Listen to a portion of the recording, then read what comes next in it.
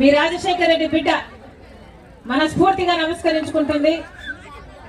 చేరి వచ్చిన ప్రతి అన్నకు, ప్రతి తమ్ముడికి, ప్రతి అక్కకు, ప్రతి చెల్లికి శిరస్సు వంచి చేతులు జోడించి మనస్ఫూర్తిగా నమస్కరించుకుంటున్నాం.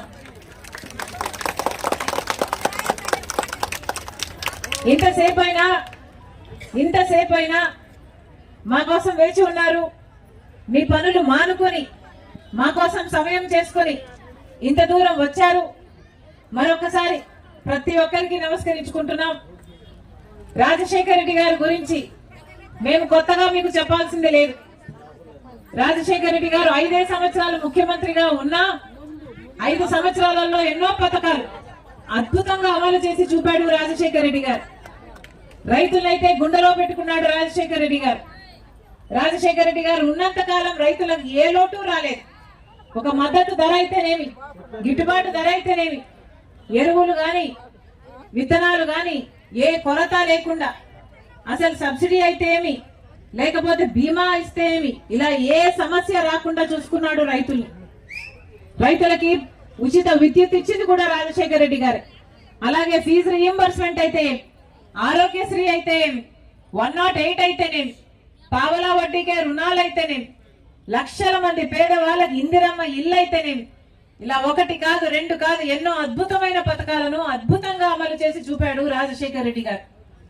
అప్పుడు రాజశేఖర రెడ్డి గారు ముఖ్యమంత్రిగా ఉండంగానే కేంద్రంలో మన్మోహన్ సింగ్ గారు కాంగ్రెస్ పార్టీ అధికారంలో ఉండంగా ఈ ఉపాధి హామీ చట్టము అమల్లోకి వచ్చింది.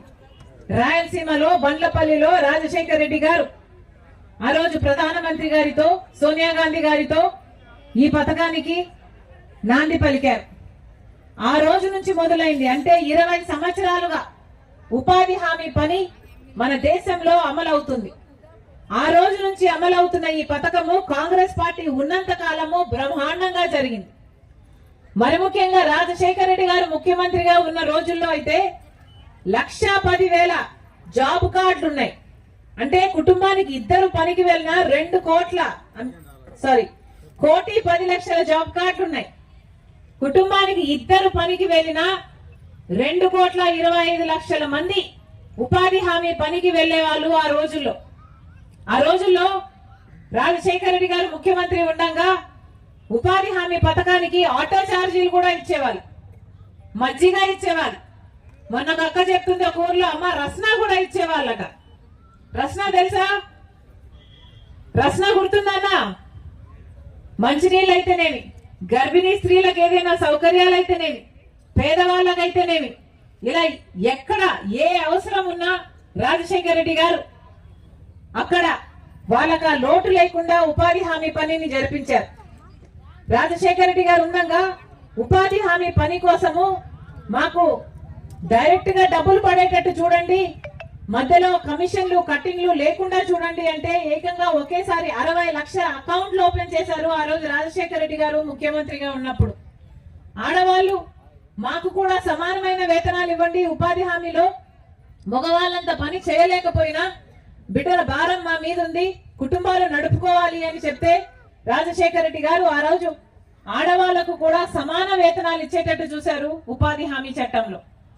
కానీ ఈ రోజు ఉపాధి హామీ చట్టం ఎంత ఘోరంగా తయారైంది అంటే అసలు ఎక్కడైనా కూడా కనీసం మంచినీళ్ళు కూడా దొరకటం లేదు. ఉపాధి హామీ పనికి చెప్తున్నారు, కానీ కరువు పని 100 రోజులు జరిపాల్సి ఉంటే కనీసం పోయిన సంవత్సరం 52 రోజులు కూడా నడవలేదు. ఎంత ఘోరంగా తయారైంది అంటే ఉపాధి హామీ చట్టము, ఉపాధి హామీ ఈ పథకంలో ఉన్న వాళ్ళను ఒకే సంవత్సరంలో, నిన్న సంవత్సరంలో 2025లో ఏకంగా 18.5 లక్షల జాబ్ కార్డులు ఒకేసారి తొలగించేశారు మన రాష్ట్రంలో. అంటే ఇక ఉపాధి హామీ పని ఉండటానికి వీల్లేదు, అవసరం లేదు, ఉపాధి హామీ అవసరమే లేదు మన ప్రజలకు అన్న రీతిలో పాలకులు వ్యవహరిస్తున్నారు. ఉపాధి హామీ చట్టానికి మహాత్మా గాంధీ పేరు పెట్టింది కాంగ్రెస్ పార్టీ. కానీ ఇది చట్టాన్ని తీసేయాలి అని, మహాత్మా గాంధీ పేరును తీసేయాలి అని బీజేపీ పార్టీ ఒక కొత్త చట్టం విబి గ్రామ్ అనే బీజేపీ పార్టీ ఉపాధి హామీ చట్టాన్ని అమలు చేయాలని చూస్తుంది. ఇంకొక 6 నెలల్లో అది అమలు అవుతుందట. ఇది వరకు ఉపాధి హామీ చట్టం, కాంగ్రెస్ పార్టీ తెచ్చిన ఉపాధి హామీ చట్టంలో 100 రోజుల పాటు ఎవరైనా గ్రామస్తులు మాకు పని కావాలి అని అడిగితే గ్రామంలో పని కల్పించాలి, చేసిన పనికి 15 రోజుల్లో వేతనాలు ఇవ్వాలి అన్నది చట్టం. ఇది వరకు గ్రామంలో ఏదైనా పనులు అవసరమైతే ఉపాధి హామీ పని దానికి వాడుకునేవాళ్ళు. అంటే గ్రామాలలో గ్రామ సభలు పెట్టి గ్రామ పంచాయతీలో ఆ ఊరికి రోడ్డు కావాలన్నా, లేక బావి కావాలన్నా, పూడిక తీయాలన్నా, లేక గట్టు వేయాలన్నా, చేన్లో పని చేయాలన్నా అన్నది ఏ అవసరం ఉంది ఆ గ్రామానికి అని చూసి ఆ గ్రామానికి కావాల్సిన పనులు ఉపాధి హామీ చట్టంలో అమలు చేసేవాళ్ళు. దానికోసమని గ్రామస్తులు వెళ్లి పని చేసేవాళ్ళు. దానికి వచ్చిన కూలీతో 4 కుటుంబాలు బ్రతికేవి. బీజేపీ పార్టీ తెచ్చే ఈ కొత్త చట్టంలో ఇక గ్రామాలకు ఈ అధికారం ఉండదు, గ్రామాల పనులో అభివృద్ధి ఉండదు. ఇప్పుడు బీజేపీ తెచ్చే కొత్త చట్టంలో వాళ్ళు చెప్తారట ఎక్కడికి వెళ్ళి పని చేయాలి అని. అంటే పక్కన ఒక రోడ్డు వర్క్ జరుగుతున్నా, లేకపోతే ఒక ప్రాజెక్ట్ వర్క్ జరుగుతున్నా ఆ కాంట్రాక్టర్ కిందికి వెళ్ళి మీరందరూ పని చేయండి అని చెప్పే ఉద్దేశంలో ఉన్నారు బీజేపీ నాయకులు. అంటే ఇక గ్రామాలలో జరిగే పనులు గ్రామ అభివృద్ధి కోసం జరగవు, కానీ ఆ కాంట్రాక్టర్ కు లేబర్ సప్లై చేయడానికి మాత్రం ఈ గ్రామస్తులందరూ వెళ్లి పని చేయాలి, ఉపాధి హామీ జీతం కూలీ రావాలి అంటే. ఇలా 1 కాదు 2 కాదు ఎన్నో రకాలుగా ఉపాధి హామీ పథకాన్ని కూనీ చేయాలని చూస్తుంది బీజేపీ పార్టీ. పైగా వాళ్ళు చెప్తున్న మాట, కాంగ్రెస్ పార్టీ 100 రోజులు ఇచ్చింది, మేము 125 రోజులు ఇస్తాము అని చెప్తున్నారు. ఇది పచ్చి అబద్ధం. 100 రోజులని చెప్తున్నా కూడా ఎక్కడే గాని 100 రోజులు పని ఇచ్చిన పాపాన పోలేదు. పోయిన సంవత్సరం చూసుకున్నా కేవలం 52 రోజులు మాత్రమే పని ఇచ్చారు. కేవలం 52 రోజులు ఉపాధి హామీ పని ఇచ్చిన వాళ్ళు మేము 125 రోజులు పని ఇస్తాము అంటే నమ్మడానికి మీరు గొర్రెలా, పిచ్చివాళ్ళ? ఆలోచన చేసుకోవాలి. 100 రోజులు కూడా పని ఇవ్వలేదు, 125 రోజులు పని ఇస్తాము అని చెప్తున్నారు కొత్త చట్టంలో. ఇది ఎవ్వరూ నమ్మొద్దండి, ఇది పచ్చి అబద్ధం. 125 రోజులు అన్నది పచ్చి బూటకం, పచ్చి మోసం. 125 రోజులు ఇచ్చే చిత్తశుద్ధి వీళ్ళకు లేదు. 125 రోజులు పని ఇచ్చే చిత్తశుద్ధి ఉంటే కనీసం 100 రోజులైనా పని ఇచ్చేవాళ్ళు.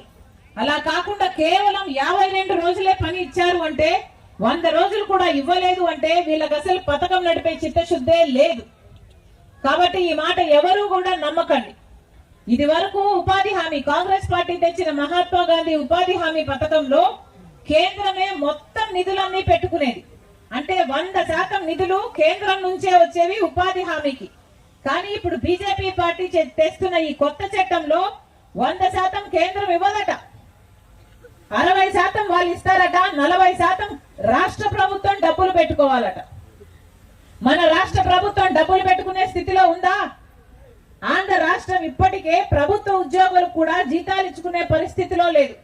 మరి అలాంటప్పుడు ఇక ఉపాధి హామీ పనుల్లో కూడా డబ్బులు ఇవ్వాలి అంటే రాష్ట్ర ప్రభుత్వం 40% ఇవ్వదు.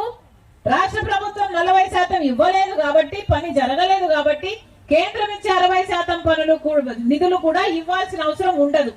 ఇది వీళ్ళ కుట్ర. అంటే మొత్తానికే ఉపాధి హామీ పని ఎత్తేయాలని చూస్తున్నారు అన్నమాట.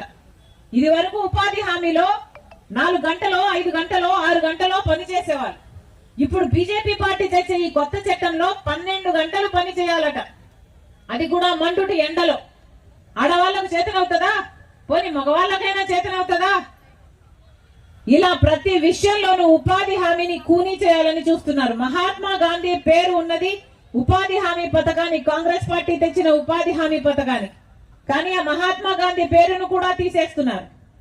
ఎలాగైతే మహాత్మా గాంధీని గాడ్సే కూనీ చేశాడో అలాగే ఇప్పుడు మహాత్మా గాంధీ ఆశయాలను మోడీ గారు కూనీ చేస్తున్నారు. ఇద్దరికి తేడా లేదు. గాడ్సే మహాత్మా గాంధీని ఎలాగైతే కూనీ చేశాడో నరేంద్ర మోడీ కూడా మహాత్మా గాంధీ ఆశయాలని కూనీ చేస్తున్నారు బీజేపీ పార్టీ. అందుకే చెప్తున్నాం, ఈ కొత్త చట్టము పేదలకు వ్యతిరేకం. ఉపాధి హామీ పథకాన్ని మొత్తానికే నీరుగార్చి పేదవాళ్ళకు ఆసరా లేకుండా చేస్తుంది బీజేపీ పార్టీ. అందుకే ఈరోజు కాంగ్రెస్ పార్టీ, ఇది కాంగ్రెస్ పార్టీ తెచ్చిన పథకము, దీన్ని అమలు చేయాల్సిందే. దీన్ని కేంద్రమే భరించాలి పూర్తి నిధులు అని కాంగ్రెస్ పార్టీ ఈ రోజు కొట్లాడుతుంది. ఈ ఉద్యమంలో భాగంగానే మీ దగ్గరికి కూడా రావడం జరిగింది. మీ అందరూ కూడా మాతో పాటు కలిసి ఉపాధి హామీ పని ఎలా యథావిధిగా జరిగించాలి, పేమెంట్లు ఆన్ టైం లో 15 రోజులకే ఇవ్వాలి, ఉపాధి హామీ పని 100 రోజుల్లో 200 రోజుల్లో ఇంకా ఎక్కువ చేస్తే చేయాలి, వేతనాలు కూడా 400 రూపాయలు అలా ఎక్కువ చేస్తే చేయాలి తప్ప దీన్ని కూనీ చేసి అసలు కేంద్రం మొత్తం నిధులు పెట్టుకోదు అని చెప్పడం పూర్తిగా అన్యాయం అని మీ దగ్గర నుంచి కూడా రావాలి. అమ్మా, మేము మీకోసం పోరాటం చేస్తున్నాం. కాంగ్రెస్ పార్టీ ఇక్కడ నిలబడింది. ఈ ఉపాధి హామీ పని ఎంతో మంది పేద వాళ్ళకి జీవితాలను నిలబెడుతున్నది కాబట్టి వాళ్ళ కోసం నిలబడాలని నిర్ణయించుకొని ఈ రోజు ఉపాధి హామీ పని రక్షించడం కోసం ఈ రోజు రాజశేఖర రెడ్డి బిడ్డ మీ ముందు నిలబడింది ఉద్యమం చేయడానికి. మీ అందరిలో కూడా చైతన్యం రావాలి. మీ అందరూ కూడా ఉపాధి హామీ పని కావాలి అని ఎక్కడికక్కడ మీ ఆఫీసర్లని అడగాలి. అంతేకాదమ్మా,